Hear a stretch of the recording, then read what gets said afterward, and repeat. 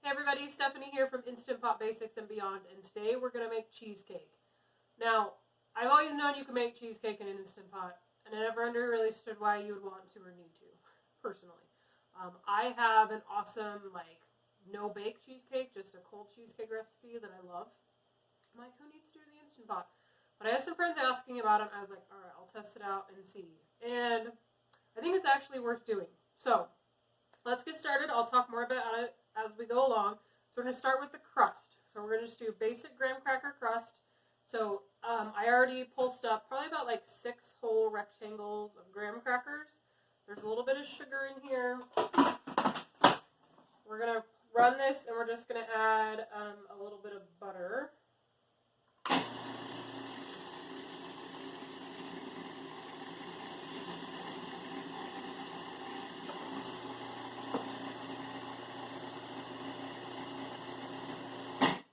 Okay, I can see that it's pretty much come together. So it should be the consistency of wet sand is what you're looking for. I am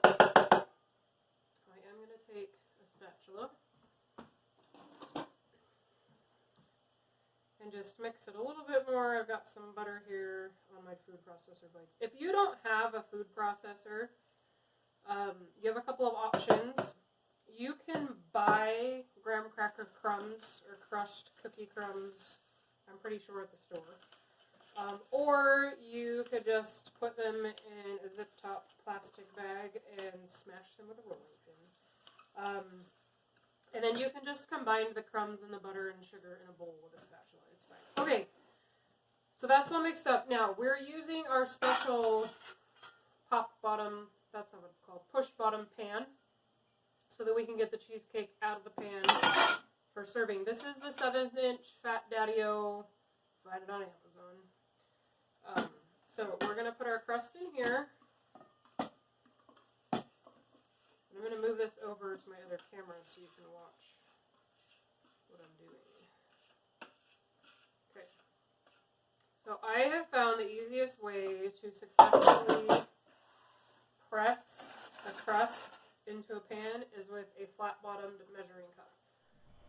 I actually own a set of metal measuring cups just for this reason. So you just kind of push it around, push it down.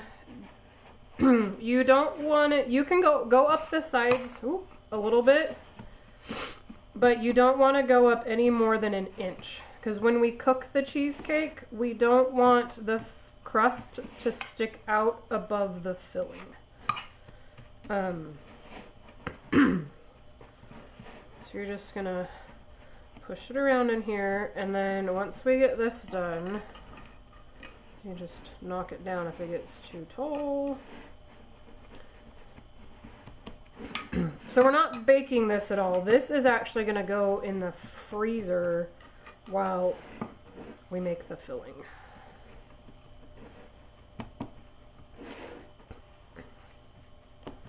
Okay, so I'm going to get this all smooth and even out. You can kind of feel it through the measuring cup. Mine's not always perfect, and you know what? Who's really measuring? I mean, come on now. I'm sorry, I've got a tickle in my throat today. Okay, so I'm going to call that good. I'm going to go stick this in the freezer, and I'll be right back. Okay, crust is in the freezer. I have a deep freeze in my garage, so that's where I put it so there's room for it.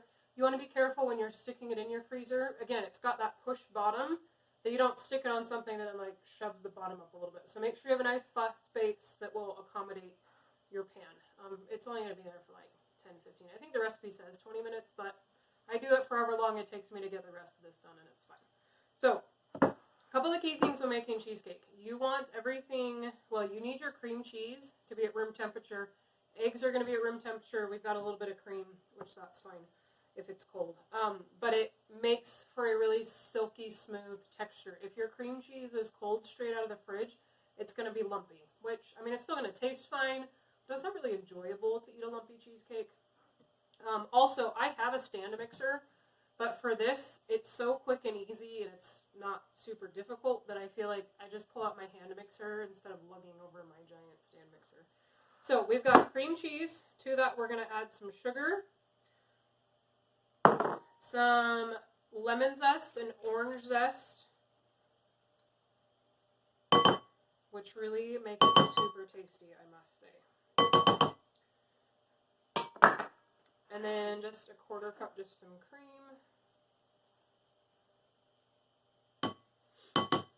We're just going to mix this together here in just a second. Just a pinch of salt. It's not going to make it salty, it just enhances all the goodness. And then a teaspoon of vanilla or so.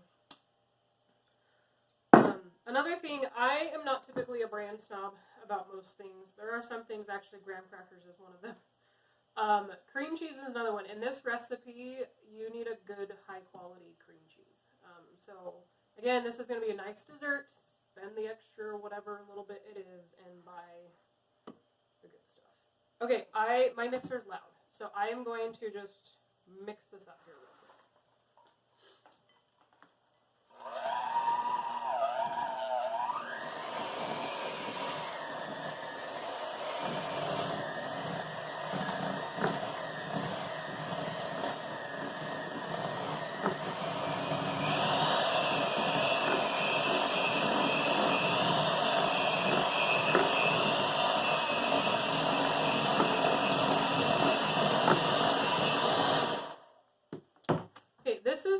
That you want to make sure it's really good and mixed. We don't want to overwork the eggs once we add them. So this is the time, scrape it down, give it a mix, and then I'm going to mix it just a little bit longer to make sure all of this is really well incorporated. And again, the cream cheese is nice and smooth.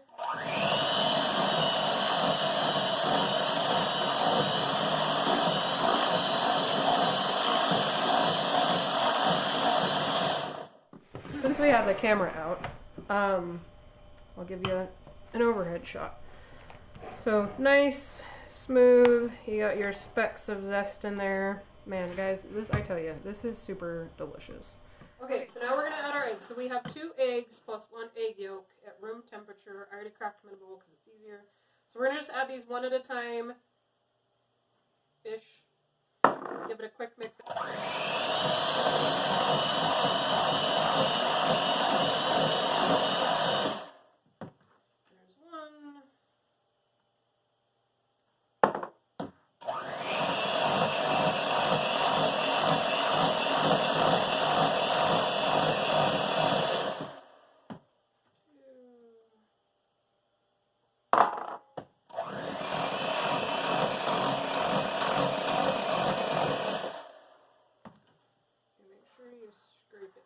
Again, we want it all nice, evenly incorporated.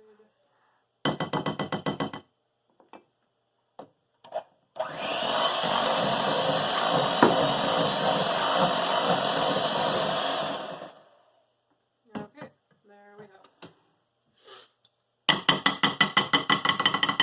Sorry, that's really loud. Yeah, lots of noise today. Lots of noise today. Okay, I'm going to talk about the few other things we have going on before I get our crust. So here's what this looks like. I see that there might be a lump or two in it. I'm okay with that. Okay, let me get this out of the way.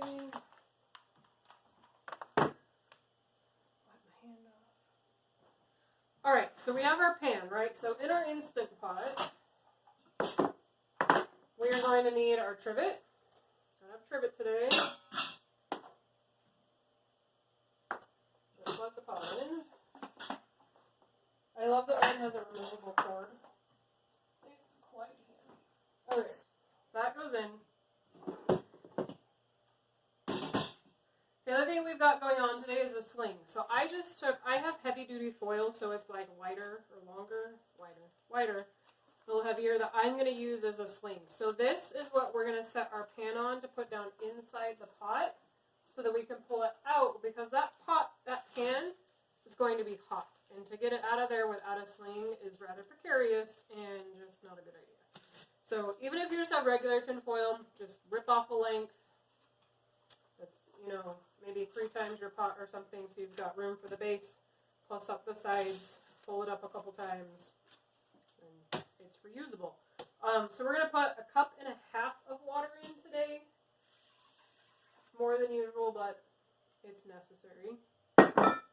Alright, I'm going to go get our crust, and then we'll get it packaged up and in the instant. Okay, we have our crust. It looks the same. Pan just a little colder. Actually, let me move this.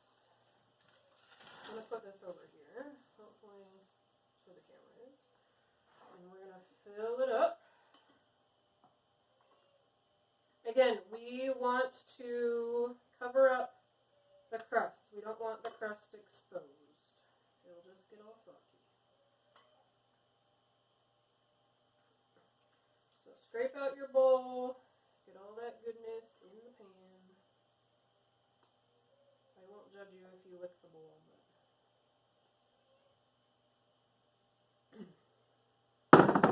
And then smooth it out. Cover up the crust. Like so. Okay. Now there's another little precautionary step we're going to take. If you put it in...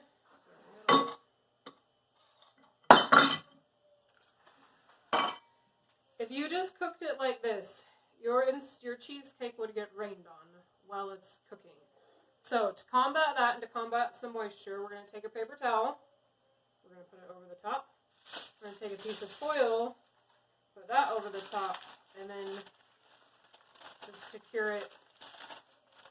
It doesn't have to be like super duper tight. We want to keep the moisture out of the cheesecake.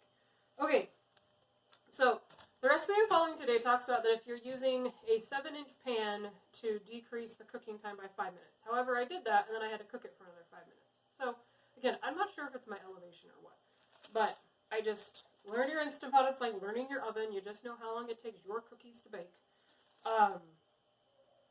So when we're going to cook this for 38 minutes, it's going to natural release for 18 minutes. We're going to pull it out. We're going to check it. There's a little glaze we put on top. And then cheesecake, especially this one, has to sit in the fridge for 24 hours before you eat it. It helps it set up. It helps the flavors finish developing. It's going to be so much better. The bonus about that is it forces you to make it the day ahead of time, which is kind of nice, especially if you're going to serve this during the holidays. Then that's something that you have to do at least a day ahead of time, and it makes your Instant Pot available for cooking day, and it's one less thing than you have to do the day of. Or if you're just in charge of dessert, then you don't have to do anything the day of. Okay, so we're going to take our sling and our cheesecake. What you're looking for when it's done, I'll just tell you now, is no liquid on the top. And I guess we'll talk more about this. Okay, then your sling you can just fold over. Okay, so we're going to go manual. What did I say? 38 minutes?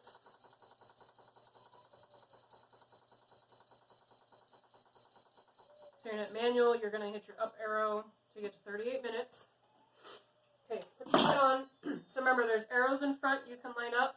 Or you just line up the big thing in the back. You're going to spin it till it locks. The screen will say the time until it knows that you're done pushing buttons, and it will say on until it comes up to temperature. Once it has sealed and it starts cooking, it will show the time and it will count down until it gets to 0. Then it will say L with some zeros, and then it's going to start counting up, and that's just the time it's keeping it in low heat mode. So again, we're going to let it natural release. We're not going to touch it for 18 minutes. We'll release the rest of the pressure. So the other thing you've got to remember to do is make sure your venting valve is set to sealing. Remember, it's going to be loose until it comes to pressure, and then it holds it tight. So just push it over there. It will lock in place once it's doing its thing. So we are going to let this cook, and we'll be back to finish it off.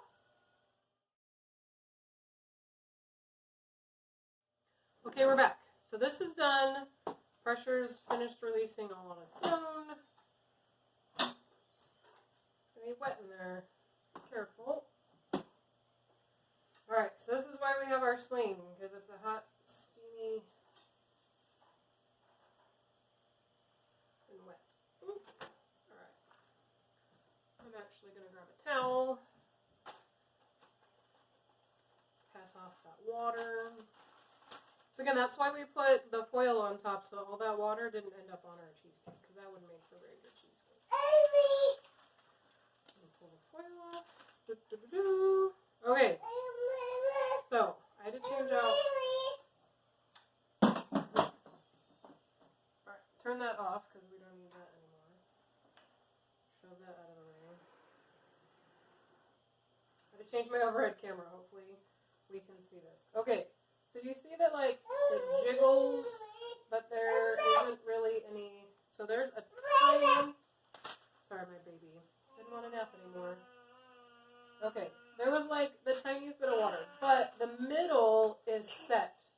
There's not. When I did this before and I cooked it for 5 minutes less, the middle was like running.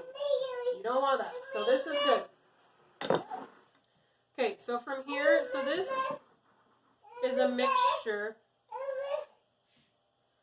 So New York cheesecake, this is like a New York style cheesecake, always has that little creme fraiche topping. So this is just some sour cream, some vanilla, and some sugar.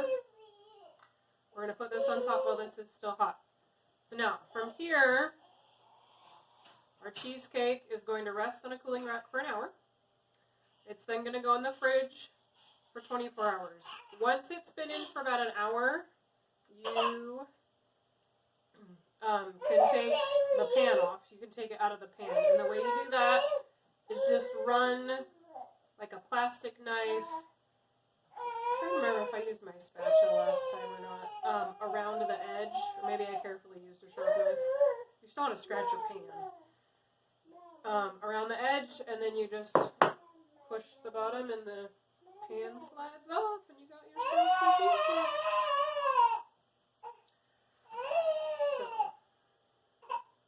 So, I will come back. I will come back tomorrow. Well, not tomorrow. Later in this video, you will see the finished product. So that's all for now. We're going to let this cool. It'll go in the fridge. We'll come back, and I'll show you the cheesecake. All right, we're back. So it's been a day. It's been 24 hours, hence the outfit change. So it sat on the counter for an hour, and then I just moved it to the fridge and let it sit. If you want, you can take it out of the pan after it sat in the fridge for about an hour, but I didn't need my pan. I had other things to do. I just left it. So you're going to take it off. It's separated a little bit. Remember, we put that topping on. It's all good. So I'm going to take this offset spatula. It's thin. While it has a sharp edge, it's not like a sharp knife because I don't really want to scratch my pan. So you're just going to run it around the edge of your pan. Slowly. Whoop, carefully. Whoop. Try not to cut into your cheesecake.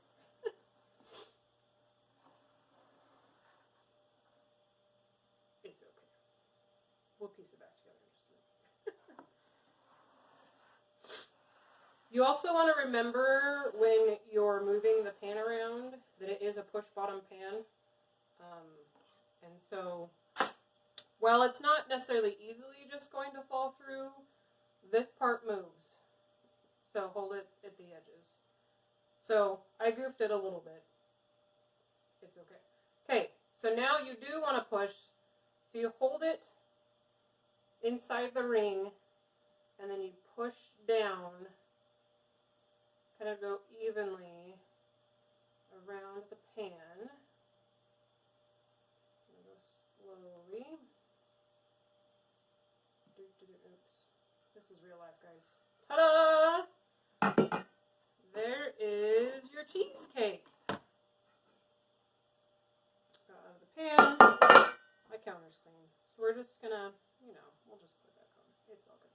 My family's just eating this, so they're not gonna care how pretty it is. Okay, another thing I should mention about, again, why maybe it might be advantageous to do a cheesecake in the Instant Pot is its size. Typically a cheesecake, they're 9-10 inches, and maybe you don't want a cheesecake that big. And I find, granted, I haven't done a lot of looking, but I imagine that it's not easy to find recipes for smaller cheesecakes. So I think this is like the perfect size to just feed like an average sized family, or maybe if you're just having a couple of guests over, you know, not having a big party. This is like the perfect size cheesecake. So there you have it. It's done. You know, I feel like it's worth the time and effort. Is it faster than baking a cheesecake? Honestly, I couldn't even tell you the last time I baked a cheesecake. I don't really know, because I just do the gelatin, like, cool it in the fridge kind. But it's not too bad. I don't think it's easy to mix up. Again, like a lot of things in the Instant Pot, you put it in, you don't pay attention to it for a while. Again, you can make it the day before. You need to make it the day before so it's delicious. Eating it the day of, it's just not going to be as good, and it's not going to be as set. You could definitely probably maybe change up the flavoring a little bit. I haven't played with any of that, so I don't have any suggestions for you at the moment. But if you'd like to get creative in the kitchen, you could probably leave out the zest. You know, maybe add in a different extract instead of vanilla. Whatever you want to do. Or like I say, just leave it, because this one's pretty darn tasty as it is. So I hope that you enjoyed this video. I hope you found it helpful. Please like, please subscribe, please share with your friends.